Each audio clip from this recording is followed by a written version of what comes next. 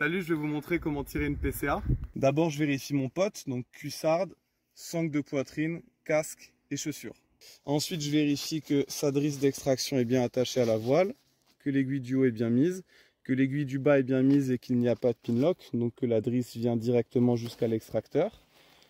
Je vais venir vérifier maintenant le cheminement jusqu'à l'extracteur, donc je viens longer.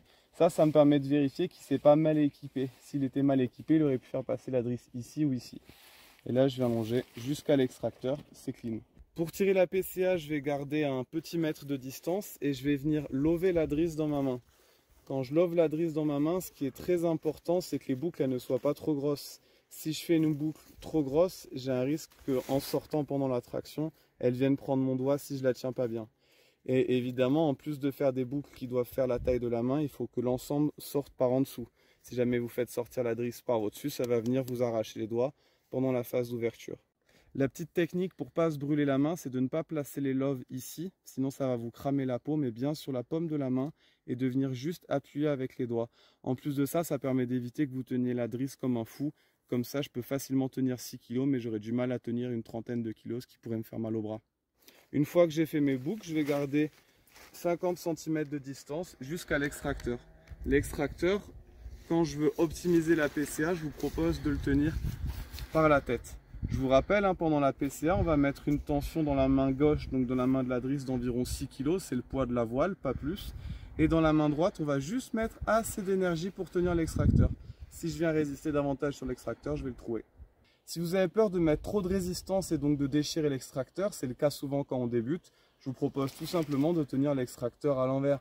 De toute façon, quand vous entraînez, vous devez le faire sur un pont, à un endroit où il y a suffisamment de hauteur pour ne pas avoir besoin que la PCA soit optimale, donc ça ne posera aucun souci.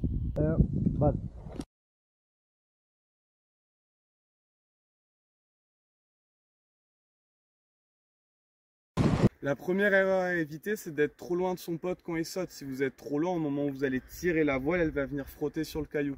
C'est pour ça que c'est important que vous soyez capable de vous déplacer avec votre pied et de faire un mouvement vers l'avant au moment où il saute. Et évidemment, pour être à l'aise pour faire ce mouvement, il faut déjà que votre pote il vous ait dit où est-ce qu'il saute.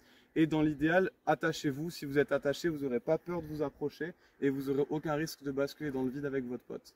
La deuxième erreur, ce serait de lâcher la drisse. Je vous ai dit qu'on devait appliquer une tension d'environ 6 kg, soit le poids de la voile. Et souvent, je vois des débutants qui viennent lâcher la drisse, lâcher l'extracteur. Et du coup, la PCA, elle se transforme en free fall.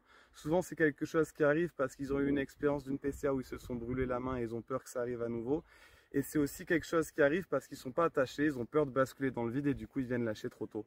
Vous devez bien appliquer une tension de 6 kg dans la drisse jusqu'à ce qu'elle disparaisse de votre main. La troisième erreur, ce sera à l'inverse, de venir tenir la drisse avec trop d'énergie ou d'avoir lâché la drisse et de vouloir rattraper le coup en venant tirer fort sur l'extracteur. Si vous faites ça, vous allez abîmer l'extracteur. C'est pour ça que j'insiste vraiment, entraînez-vous à un endroit où ça pardonne.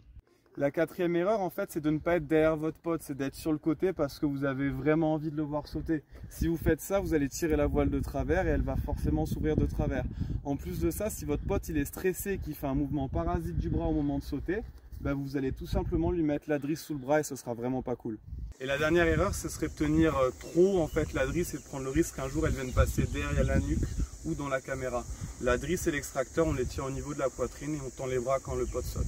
Maintenant que j'ai vérifié mon pote, que j'ai bien préparé la PCA, on peut s'avancer ensemble au bord du vide. Allez, avance-toi le plus possible. Mon pied il est sur ta gauche, Quentin.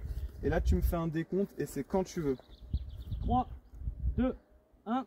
Je me penche en avant, je maintiens et hop, la voile s'ouvre. En tout cas, j'espère que cette vidéo elle va vous être utile et surtout, j'insiste, n'hésitez pas à vous faire briefer par quelqu'un d'autre, à vous faire superviser et surtout à vous entraîner sur un endroit qui pardonne.